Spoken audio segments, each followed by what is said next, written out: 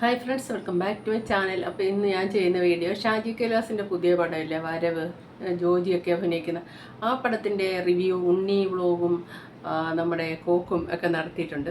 അവർ review നടത്തുകയെന്ന് പറഞ്ഞാൽ വലിച്ചു കയറി ഭിത്തിയിലൊട്ടിക്കുകയാണ് ചെയ്യുന്നത്. അവരുടെ ആ ഭാഷാപ്രയോഗങ്ങളും എല്ലാം നമുക്കറിയാവുന്നതാണ്.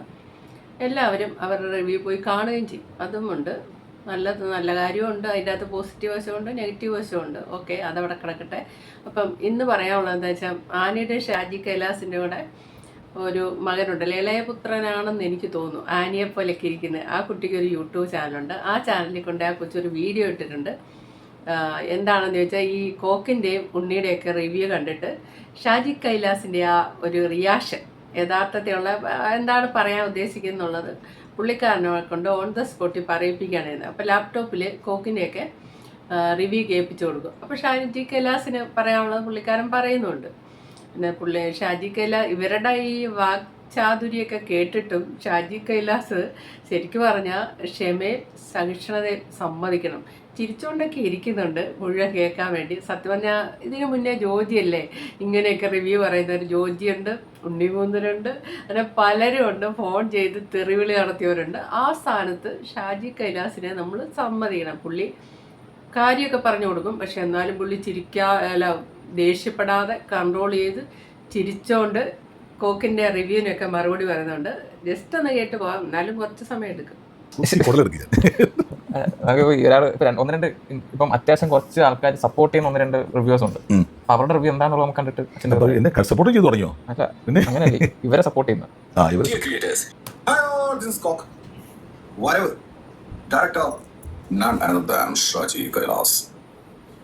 ഈ സിനിമയുടെ പ്രൊഡക്ഷൻ ഓൾഗ റിസോർട്ട് കാണിക്കുന്നുണ്ട്. പിന്നെ ഇത് എഴുതിയിരിക്കുന്നത് AK സജനാണ്. AK സജന അറിയാലോ, പഴയ എഴുത്തുകാരനാണ്, കിട്ടൻ പടങ്ങൾ എഴുതിയിട്ടുള്ള ആളാണ്. അപ്പോൾ ഈ ഒരു സിനിമ, അതായത് ഷാജി കൈലാസ് AK സജനോട് ആവശ്യപ്പെട്ടിട്ടുള്ളത് ധ്രുവം പോലുള്ളൊരു സിനിമ. പക്ഷെ എഴുതി വന്നപ്പോൾ ഇതൊരു ശവമായി ഒരു ചത്ത സിനിമ. ഒരു ഇമോഷൻസും നോക്കാത്ത എന്തൊക്കെയോ കാട്ടിക്കൂട്ടിട്ടുള്ള ഒരു അപരാധ സിനിമ, അന്യ അപരാധം. ഷാജി കൈലാസിന്റെ കൈയൊരു ഫോൾ ഒരിക്കലും പ്രതീക്ഷയില്ല. കാരണം 90s ഇദ്ദേഹത്തിന്റെ സിനിമ കണ്ട എന്റെ മലയാളത്തിലെ ഏറ്റവും പ്രിയപ്പെട്ട സംവിധായകരാണ് ഷാജി കൈലാസ്. ഇദ്ദേഹത്തിന്റെ സിനിമകൾ കണ്ട് അന്തം വിട്ടിട്ടുണ്ട്. ഇദ്ദേഹത്തിന്റെ മേക്കിംഗ് ഷോർട്സ്, ഷോർട്ട് ഡിവിഷൻസ് ഇദ്ദേഹം യൂസ് ചെയ്യുന്ന നമ്മൾ ഒരിക്കലും പ്രതീക്ഷിക്കാത്ത ചില പരിപാടികൾ. പക്ഷെ ഇതില് FPV ഡ്രോണൊക്കെ പറത്തോ, എനിക്ക് തോന്നുന്ന ഇൻസ്റ്റാഗ്രാമിൽ നിങ്ങൾ ഏതോ ഭയങ്കര പിടിച്ചിരിപ്പിച്ചാൽ തോന്നുന്നു. S7 ആണ് ഇതിന്റെ സിനിമാറ്റോഗ്രാഫർ. തിരുപ്പാച്ചിയും ഷാജി കൈലാസിന്റെ തന്നെ ഈ ബൈക്ക് എടുത്തിട്ടുള്ളത്. അതിലെ ഷോർട്സ് നമുക്ക് അറിയാലോ, ഷോർട്സ് ഡിവിഷൻസും എന്താ അറിയാം. അപ്പോ ആ കാലഘട്ടത്തിലെ പോലെ ഇത് ചെയ്തിരിക്കുന്നേ എത്തൊരു മുറിപ്പിക്കലും മടിപ്പിക്കലുമാണ്. ഞാൻ പറഞ്ഞില്ലേ, ഡ്രോൺസ് ചുമ്മാ വഴിതെറ്റൊക്കെ പറക്കുക. അതൊക്കെ ഇതിനകത്ത് ഉൾപ്പെടുത്തിയിട്ടുണ്ട്. ഷമീർ മുഹമ്മദാണ് എഡിറ്റർ. എന്ത് പറ്റിയോ അദ്ദേഹത്തിന്. അതാണ് ഞാൻ പറഞ്ഞത്. ഇതിങ്ങനെ മോനെ അത് വിശാലത്ത് കേൾക്കാം. എന്തറിയാമോ, അദ്ദേഹം പറഞ്ഞ കുറേ കാര്യങ്ങൾ നല്ല കാര്യങ്ങളാണ്. അദ്ദേഹത്തിന് എനിക്ക് ഭയങ്കര ഇഷ്ടമുള്ള ഒരാളാണ് കോക്ക് എന്ന് പറഞ്ഞത്. അദ്ദേഹം ഗംഭീരമായിട്ട് വിമർശിക്കും. നമുക്ക് അതനുസരിച്ചിട്ട് അതിന് എനർജി പുതിയതായിട്ട് കൊണ്ടുവരാൻ പറ്റും. അതൊക്കെ നമുക്ക് നല്ല ആൾക്കാരാണ്. അവരൊക്കെ പറയുന്നതൊക്കെ കറക്റ്റ് അനലൈസ് ചെയ്ത് പറയുന്നവരാണ്. അതുകൊണ്ട് അവരൊക്കെ എനിക്ക് ഭയങ്കര ഇഷ്ടമാണ്. പുള്ളിയുടെ ഫുൾ സിനിമ എന്താണെന്ന് പറയുന്നുണ്ട്. നമ്മൾ സന്തോഷത്തോടെ കേൾക്കാം. പുള്ളി എന്താണ് ഉദ്ദേശിച്ചത് നമുക്ക് മനസ്സിലായി. പുള്ളിക്ക് മനസ്സിലായി അത് പുള്ളിയെ വർക്കായില്ല എന്നുള്ളതാണ് സംഭവം. വണ്ടി പോകുന്ന സമയത്ത് ഡ്രോൺ ഇങ്ങനെ പറക്കുക, എവിടേക്കോ കൂടെ പറക്കുക. പിന്നെ എന്താ സംഭവിച്ചു കഴിഞ്ഞാല്, ഇതില് ഷാജി കൈലാസിന്റെ മേക്കിംഗ് സ്റ്റൈൽ അറിയാലോ. അത് ഇതിനകത്ത് വന്നപ്പോഴേക്ക് പൊന്തക്കാട്ടിലും കുറ്റിക്കാട്ടിലും പുല്ലിന്റെ ഇടയിലൊക്കെ കിടന്നിട്ടാണ് S7 പിടിക്കുന്നത്, സാധനം പിടിക്കുന്നത്. ഞാൻ നോക്കുമ്പോൾ ജോർജ് പാറപ്പുറത്തിരുന്നിട്ട് ഭയങ്കരമായിട്ട് ഒരു ഇമോഷണൽ ആയിട്ടുള്ള സീന സിഗരറ്റ് കളിക്കുന്നത്. അപ്പൊ മുന്നിൽ പുല്ല്, ജോർജിന്റെ ഫേസ് കാണില്ല. പിന്നെ എങ്ങനെയാണ് ജോർജിന്റെ അഭിനയം കാണാൻ പറ്റുമോ? പുല്ല് വെച്ച് മറിച്ചിടുന്നേ. അങ്ങനെ ഉടനീളത്തിൽ കുറേ പരിപാടി ഉണ്ട്. അങ്ങനെ പുല്ലും ചെടിയിലും വെച്ചിട്ട് സീൻ മറിച്ചിടയാ. നമുക്ക് കാണാൻ പറ്റുന്നില്ല, പുല്ല് കാണാൻ വേണ്ടിയിട്ടാണ്. വേറെ ഷോട്ടിൽ കൂടി എന്റെ മുഖം കാണുന്നില്ല. കാരണം എന്താ, അപ്പുറത്തെ ഇലയുണ്ട് മരത്തിന്റെ മുകളിൽ, അതിന്റെ ഷേഡ് വന്നിട്ടാ. ചിലപ്പോൾ ഈസ്തെറ്റിക്കലി ചെയ്താണോന്ന് അറിയില്ല. ഞാൻ പറഞ്ഞു വന്നത് ടെക്നിക്കലി വെരി ബാഡ്. ഇവർ എന്തൊക്കെയോ ചെക്കപ്പൊക്കെ കാണിക്കാൻ ശ്രമിച്ചിട്ടുണ്ട്. ഷാജി കൈലാസിന്റെ പരിപാടി അറിയാം. ഭയങ്കര മൂവിങ് ഷോട്ട്സും അങ്ങനെ ഡ്രോൺസ് വെച്ചിട്ടും ഭയങ്കര അങ്ങനത്തെ മരത്തിന്റെ ഇടയിൽ കൂടെ മരം ഇങ്ങനെ പൊങ്ങി നിൽക്കണം കാണിച്ചിട്ടൊക്കെ. അപ്പൊ അങ്ങനെ എടുത്ത ചില സിനിമ ഇങ്ങനെ ടെക്നിക്കൽ സൈഡാണ് പറഞ്ഞിട്ടുള്ളത്. MR രാജേഷനാണ് ഇതിന്റെ സംഭരണം ചെയ്തിരിക്കുന്നത്. എന്ത് പറഞ്ഞാലും പുള്ളി കാലക്കാട്ടി ഒക്കെ ഇരിക്കുന്നുണ്ട്. എന്നാലും ചില കാര്യങ്ങളൊക്കെ അംഗീകരിച്ചു. കോക്ക് ശരിക്കും നമ്മൾ ഇതുവരെ ഒരു റിവ്യൂ എടുത്ത് വേറൊരു റിവ്യൂ ഇടുന്നത് നമ്മൾ ഇതുവരെ കണ്ടിട്ടില്ല. കോക്കിൻ്റെയൊക്കെ ആ ഒരു ഭാഷാപ്രയോഗങ്ങളും അതിൻ്റെ ഇടയ്ക്ക് കോക്ക് പറയുന്നുണ്ട്. എനിക്ക് ഏറ്റവും ഇഷ്ടമുള്ളതാണ്. സത്യം പറഞ്ഞാൽ ഞാൻ ഇതൊക്കെ കേൾക്കുമ്പോൾ, ഈ കോക്കിൻ്റെയൊക്കെ റിവ്യൂ കേൾക്കുമ്പോൾ ഞാൻ ആലോചിക്കാറുണ്ട്, എഡിറ്റിങ്, ഡയറക്ഷൻ, ഇനി എല്ലാ മേഖലയിലും നല്ല അറിവും പരിജ്ഞാനവും ഉള്ള പോലെയാണ് കോക്കൊക്കെ റിവ്യൂ നടത്തുന്നത്. കാരണം ഉണ്ടായിരിക്കാം അതിലൊക്കെ, അല്ലാതെ അവർക്ക് സംസാരിക്കാൻ പറ്റില്ല. ശരിക്കും പറഞ്ഞാൽ അവരൊക്കെ ഒരു സിനിമ ഡയറക്ഷൻ നടത്തട്ടെ, എങ്ങനെ ഇരിക്കും. എല്ലാവരും പറയാറില്ല നമ്മൾ ഈ പുറമേ കാണുന്നതല്ല, അതിലേക്ക് ഇറങ്ങുമ്പോഴേ അതിൻ്റെ ബുദ്ധിമുട്ട് അറിയുമെന്ന്. ഇവർ ഓരോ ഡയറക്ടർമാരും അത് അങ്ങനെ ചെയ്താൽ ശരിയാകുമായിരുന്നു, ഇതിങ്ങനെ ചെയ്താൽ ബോറായിപ്പോയി എന്നൊക്കെ ഇങ്ങനെ പറയുന്നുണ്ടല്ലോ. പറയുമ്പം അതിൻ്റെ സാങ്കേതികത എല്ലാം കൂട്ടിയാണ് അവരൊക്കെ സംസാരിക്കുന്നത്. അവർക്ക് അറിവുണ്ട് ആ വിഷയത്തിൽ. അപ്പം ശരിക്കും പറഞ്ഞാൽ അവർക്കൊക്കെ ഒരു അവസരം കിട്ടണം, അവർ ചെയ്യട്ടെ, ഒന്ന് കാണാമല്ലോ. കാര്യം ചെയ്യുമ്പോൾ നമുക്ക് തോന്നണമല്ലോ, നമുക്ക് ഫീൽ ആവണമല്ലോ. അപ്പോൾ നമ്മളിങ്ങനെ ഓർമ്മിപ്പിക്കാൻ വേണ്ടിയിട്ട് ഇങ്ങനെയൊക്കെയാണോ ഇപ്പോഴത്തെ സിനിമകൾ? അല്ല, അങ്ങനെയല്ല. നമുക്ക് പ്രതികാരം ചെയ്യുമ്പോൾ ഓൾറെഡി നമുക്കൊരു എക്സ്പെക്ടേഷൻ ഉണ്ടാവണം. കൊല്ലണ സമയത്ത് നമുക്ക് കൊല്ലാൻ തോന്നിയിട്ട് കൊല്ലാൻ പറ്റാത്തത് നായകൻ ചെയ്യുമ്പോഴാണ് കയ്യടി വീഴുന്നത്. നമ്മളിങ്ങനെ കാണിച്ചു തരിക, ഇന്ന കാരണം കൊണ്ടാണ് കൊല്ലുന്നത്, എഡിറ്റ് ചെയ്ത് കാണിച്ചു തരാം. ഷമീർ മുഹമ്മദ് എഡിറ്റ് ചെയ്ത് വെച്ചേക്കും അപ്പുറ സൈഡിൽ. അത് പുള്ളിയുടെ കുഴപ്പമല്ലേ, ഡയറക്ടർ പരിപാടിയാണത്. ഇപ്പുറം ആദ്യം കൊന്ന ആൾക്കാരെ കാണിക്കുക, അപ്പം അതിനാണ് പകരം കൊള്ളുന്നത് നമ്മളെ കൺവിൻസ് ചെയ്യിപ്പിക്കണം. മനസ്സിലായില്ലേ? ഇങ്ങനെ സ്പൂൺ ഫീഡ് ചെയ്ത് ഇങ്ങനെ നമ്മളെ തിരികെ തരിക. ഇങ്ങനത്തെ സിനിമകളൊക്കെ ഞാൻ പറയില്ലേ, 90s ഇങ്ങനത്തെ കുറേ സിനിമകളുണ്ട്. ഇപ്പോൾ വാഴുന്നവരൊക്കെ ഞാനിപ്പോഴും ഇടയ്ക്കിടയ്ക്ക് എടുത്ത് കാണുന്ന. അപ്പോൾ അതിലിങ്ങനെ പ്രതികാരം ചെയ്യുമ്പോൾ നമുക്കറിയാം അതൊക്കെ പോയി, അത് അന്ധകാലം പോയി. ഇപ്പം അങ്ങനത്തെ സിനിമ ഇല്ല. ഇത് കാലം തെറ്റി ഇറങ്ങി. എനിക്ക് 90s ഇറക്കിയാൽ പോലും ഇത് പാടാം കണ്ടു തീർക്കാൻ. അപ്പോൾ അങ്ങനത്തെ ഒരു സിനിമ. ഇതിൽ അസീസ് നെടുമങ്ങാടുണ്ട്, ഇതുപോലത്തെ ഒരു മൊണ്ണേഷ് കുമാർ, താനി മരപ്പൊട്ടൻ ചങ്ങ ക്യാരക്ടർ. അസീസിനെല്ലാം പറയുന്നത് ഇയാളെ കൊല്ലാൻ വേണ്ടി ഗുണ്ടകൾ വരും. രാത്രിയാണ്, ഇരുട്ടത്ത് ഇയാളെ വീട്ടിൽ. അപ്പോൾ സ്വാഭാവികമായിട്ടും തലയ്ക്ക് വെളിയുള്ള മനുഷ്യന്മാർ ലൈറ്റിൽ ഓഫാക്കിയിട്ട് മെല്ലെ അവിടെ ലൈറ്റ് ഓൾറെഡി ഓഫാക്കി, ഗുണ്ടകൾ ഓഫാക്കി. അപ്പോൾ അവിടെ നിന്ന് എസ്കേപ്പ് ആവണ്ടേ മെല്ലാം. ശരിക്കും ഇതിനകത്ത് ഈ ഒരു പോയിന്റിൽ പറയുന്നത് ശരിയാണ്. ഈ തലമുറകളുടെ വ്യത്യാസമാണ് ഇവിടെ കാണുന്നത്. പഴയ പോലെ സ്പൂൺ ഫീഡിങ് പോലത്തെ സിനിമയല്ലല്ലോ ഇപ്പോൾ ഉള്ളത്.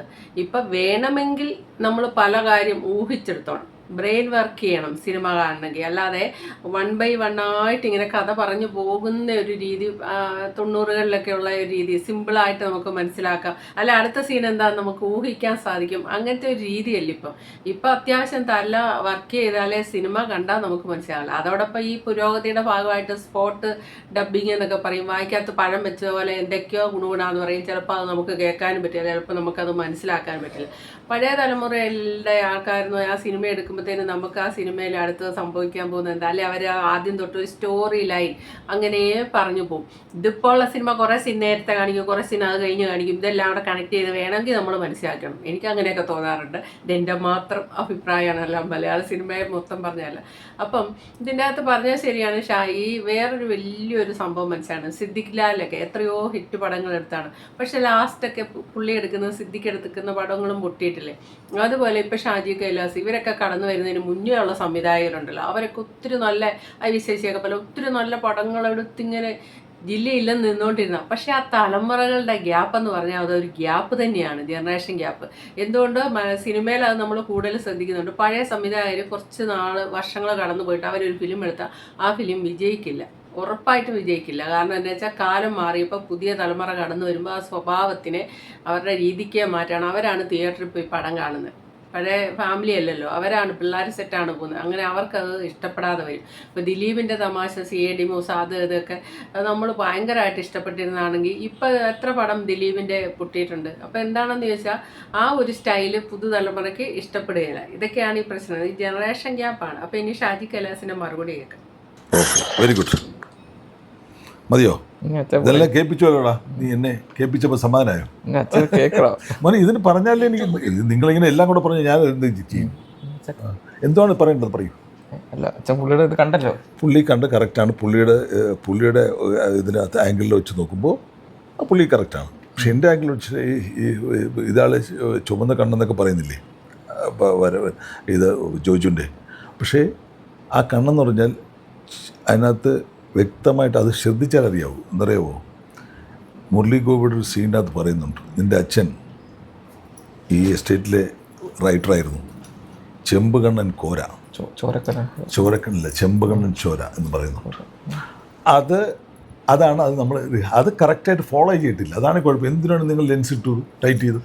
ലെൻസ് ഇട്ടതും ടൈറ്റ് ചെയ്തതും നമ്മുടെ ഇഷ്ടമല്ലേ, നമ്മളൊരു ക്യാരക്ടർ ഉണ്ടാക്കുന്നില്ലേ. അതിനകത്ത് ഒരിക്കലും ചെയ്യരുത് അങ്ങനെ എന്ന് പറഞ്ഞാൽ അത് അവർക്ക് മനസ്സിലായിട്ടില്ലാത്തതുകൊണ്ട് ഞാൻ പറഞ്ഞു കൊടുക്കുന്നത്. ഇങ്ങനത്തെ കുറേ കാര്യങ്ങൾ പറഞ്ഞു കൊടുക്കാനുണ്ട്. അപ്പോൾ അവരെല്ലാം കൂടെ ഒന്നിച്ച് വന്നാൽ ഞാനും സാജനും കൂടെ ഇരിക്കാം. ഇതെന്ന് എന്തോ പറയാണ് മോനെ, അത് കണ്ടാലും കണ്ടില്ലെങ്കിൽ എനിക്ക് പറയാനുള്ള പറയണ്ടേ, പിന്നെ അവർക്ക് പറയാനുള്ള സ്വാതന്ത്ര്യം, എനിക്ക് പറയാനുള്ള സ്വാതന്ത്ര്യം. നീ എന്നെ ബ്ലോക്ക് ചെയ്യണം. ഞാൻ പറഞ്ഞതെന്നറിയാമോ, ഇത് കറക്റ്റാണ് എന്ന് പറഞ്ഞാൽ ടൈറ്റ് ക്ലോസുകൾ നമ്മുടെ ഇതാണ്. പിന്നെ ഇത് ചില ഇത് അതിൽ ടോർച്ച് അടിക്കാൻ പറഞ്ഞെന്നൊക്കെ പറഞ്ഞില്ലേ അസീസിൻ്റെ ക്യാരക്ടറിനെ വിട്ടേക്കുക. ആ ക്യാരക്ടറിനെ കൊണ്ട് നമ്മളല്ലേ ചെയ്യിപ്പിക്കുന്നത്. എന്തെങ്കിലും കുറ്റം കൊണ്ട് ഞാനല്ലേ ചെയ്യുന്നത്.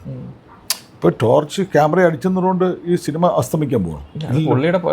അതാ ഞാൻ അത് പറഞ്ഞത്, അത് എൻ്റെ ഒപ്പീനിയൻ പറയട്ടെ. പിന്നെ നീ ഒരാളുടെ മാത്രം പറഞ്ഞുകൊണ്ട് ഓൺ സൈഡാണ്. അപ്പം നമ്മുടെ സൈഡും കൂടെ കേൾക്കാനാണ് ഞാൻ ഇത് ഇപ്പം പറഞ്ഞപ്പോൾ ഞാൻ പറയേണ്ടി വന്നത്. എന്നറിയാമോ, ഒരു സൈഡ് പറഞ്ഞു കഴിഞ്ഞാൽ അതിന് മറുപടി നമ്മളാരും പറഞ്ഞില്ലെങ്കിൽ പിന്നെ എന്താണ് നമ്മൾ. എൻ്റെ ഒരു ആഗ്രഹം ഇത്രയും ആൾക്കാർ ഒന്നിച്ച് വന്ന് എൻ്റെ അടുത്ത് ഇരുന്നാൽ, അല്ലെങ്കിൽ എൻ്റെ റൈറ്ററിൻ്റെ കൂടെ ഇരുന്നാൽ നമുക്കത് സംവാദം റെഡിയാക്കാം. നമുക്ക് പറയാം. ഒരു ഫ്രെയിം, ഒരു സിനിമ ഫ്രണ്ടിലുണ്ടല്ലോ, സിനിമ ഫ്രണ്ട് ഇല്ലാതെ ഞങ്ങൾ പോയിട്ട് പറഞ്ഞിട്ട് കാര്യമില്ല. ഇപ്പോൾ സിനിമ കണ്ടവരുണ്ട്. ഇപ്പോൾ ഞാൻ പറയില്ല അതിൻ്റെ അത് എന്താണ് പറയുമ്പോൾ ഇതൊക്കെ ഓരോ കാര്യങ്ങൾ നമ്മൾ ചെയ്യുന്നതാണ്. ലില്ലി മലരെ എന്ന് പറഞ്ഞ പാട്ട് കുറേ ആൾക്കാർ ഇപ്പോൾ 1.5 മില്യൺ ആൾക്കാർ കണ്ടു കഴിഞ്ഞു. അവർക്കെല്ലാം ഇഷ്ടപ്പെട്ട പാട്ട്, ഒരുപാട് കമൻസും വന്നു. അപ്പോൾ ഒരാൾക്ക് ഇഷ്ടപ്പെട്ടിട്ടില്ല അത്. അപ്പോൾ അത് ഒരാൾക്ക് ഇഷ്ടപ്പെട്ടില്ലെന്ന് പറഞ്ഞാൽ എല്ലാവർക്കും ഇഷ്ടപ്പെടാതിരിക്കും. ഞാൻ എപ്പോഴും ചോദിക്കുന്നത് അതാണ്.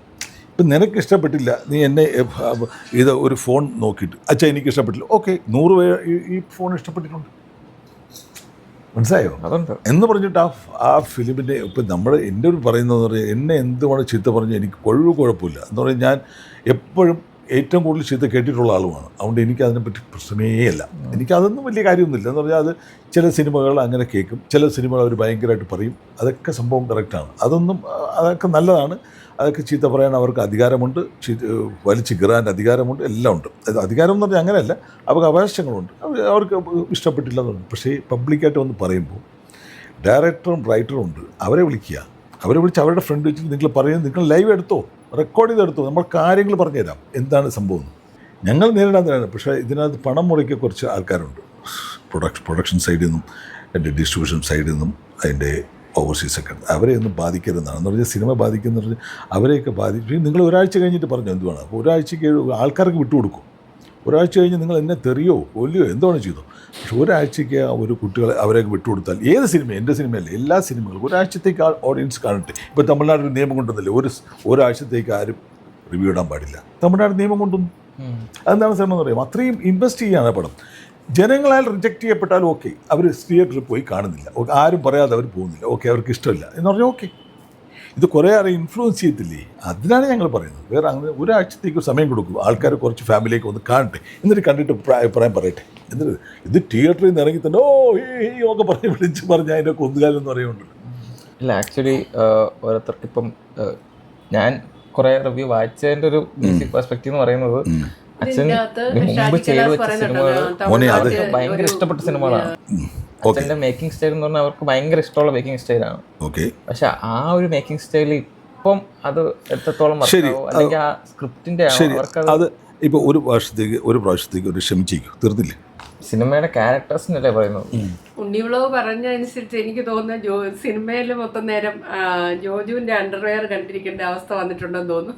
വായു സഞ്ചാരത്തിന് വേണ്ടി അതിടുന്നത് എന്നുള്ള അർത്ഥത്തിലാണ് പറഞ്ഞത്. ഷാജി കൈലാസ് അതിൻ്റെ മറുപടി പറഞ്ഞത് അറേഞ്ച് ഏരിയയിലെ ആൾക്കാർ ലോ ഡ്രൈവർമാരെയൊക്കെ ഉപയോഗിക്കുന്ന വേഷം അതാണ്, ബർമുഡ പോലെ ഇടുന്നത് എന്നൊക്കെയുള്ള രീതിയിൽ പറഞ്ഞു. ഉണ്ണിവിളവ് കാര്യമായിട്ട് കളിയാക്കി വിട്ടിട്ടുണ്ട്. ഇനി ഇതിൻ്റെ ലാസ്റ്റ് ഭാഗം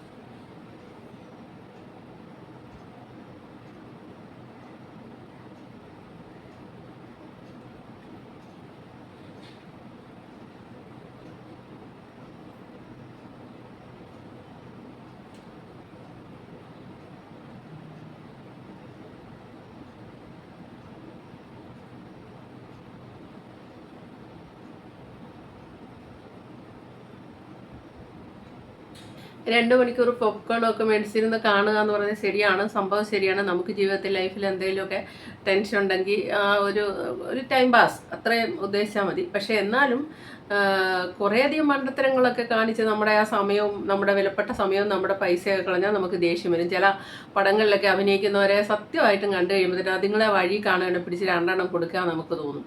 എന്തിനേറെ അങ്ങനെ പൃഥ്വിരാജിൻ്റെ ചില പടം വരെ അങ്ങനെ വന്നിട്ടുണ്ട്. ശരിക്കും നമുക്ക് അങ്ങനെ ദേഷ്യം വരും. അതായത് എങ്ങനെയാണെന്ന് ചോദിച്ചാൽ നമ്മളെ ഒരു പറ്റിക്കപ്പെട്ട പോലത്തെ ഒരു ഫീലിങ്സ് ആണ് നമുക്ക് ആ തിയേറ്ററിൽ ഇരിക്കുമ്പോൾ ഉണ്ടാകുക. അതേ സമയത്ത് ആ 2 മണിക്കൂർ നമുക്ക് എൻജോയ് ചെയ്യാൻ സാധിച്ചാൽ അത് കാണികളെ സംബന്ധിച്ച്, ജനങ്ങളെ സംബന്ധിച്ച് അത് അവർക്ക് വളരെ സന്തോഷമായ ഒരു കാര്യമാണ്. അതല്ലാതെ നമ്മളുടെ കാശും പോയി സമയം മെനക്കിട്ട് ചിലർ കാണത്തില്ലേ സിനിമയുടെ ഇടയ്ക്ക് ഇറങ്ങിപ്പോകുന്നത്, ദേഷ്യം വന്നിട്ടാണ് ഇറങ്ങിപ്പോകുന്നത്. ആ സമയത്ത് ഇവരെ ആരെയും മുന്നിൽ കാണാണ് നല്ലത് പറയും. അതാണ്. അപ്പോൾ ഈ കുട്ടി ആനിയുടെ ഷാജി കൈലാസിൻ്റെ ഈ മോൻ ഇതിനു മുന്നേ ആനി ഒന്ന് ഏറെ പോയപ്പോഴും അമ്മയുടെ ഭാഗം എന്താണെന്ന് കേൾപ്പിച്ചു കൊടുത്തിരുന്നു. ഇവൻ മിടുക്കനായ കൊച്ചാണ്. ഷാജി കൈലാസിനെ ഈ റിവ്യൂ എല്ലാം നേരിട്ട് കേൾപ്പിച്ചിട്ട് ഷാജി കൈലാസിന് പറയാനുള്ളത് എന്താണെന്ന് വെച്ചാൽ ജനങ്ങളെ പറഞ്ഞത് അതൊരു നല്ല ഐഡിയ ആണ്. അല്ലാതെ ചുമ്മാ അത് ഫോൺ നമ്പർ തപ്പിപ്പിടിച്ചിട്ട് നേരെ രാത്രിയാകുമ്പോഴത്തേനോ അല്ല എപ്പോഴാണെന്ന് റിവ്യൂ ചെയ്തവരെ നേരെ വിളിച്ച് ഭീഷണിപ്പെടുത്തുക, തെറി പറയുക, അത് അവർ വോയിസ് റെക്കോർഡ് ചെയ്ത് പിറ്റേ ദിവസം സോഷ്യൽ മീഡിയ ഇടുക. അതിനെയൊക്കെ വെച്ച് നോക്കുമ്പോൾ ഈ പയ്യൻ ചെയ്തത് വളരെ വളരെ നല്ലൊരു കാര്യമാണ്. അപ്പോൾ okay, thank you for watching. അടുത്ത വീഡിയോ കാണാം.